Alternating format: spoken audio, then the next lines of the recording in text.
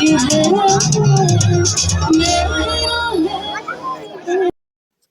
Guys, स्वागत है हमारे इस छोटे से चैनल पर। तो आज हम किसान इंटर कॉलेज की फील्ड में हैं। यहाँ ब्लॉक स्तरीय कंपटीशन हो रहा है जिसमें नृत्य और खेल कूद हो रहा है। आप लोग देख सकते हैं सामने सर लोग बैठे हुए हैं और नृत्य कार्यक्रम हो रहा है।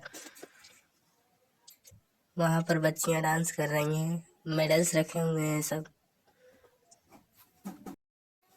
और यहाँ फील्ड में दौड़ कबड्डी जैसे खेल हो रहा है जो ब्लॉक स्तरीय है।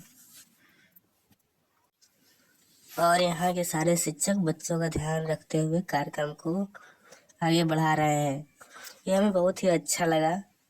तो आप लोग कमेंट में ज़रूर बताएं कि क्या आप स्कूल या कॉलेज में ये कार्यक्रम हो रहा है।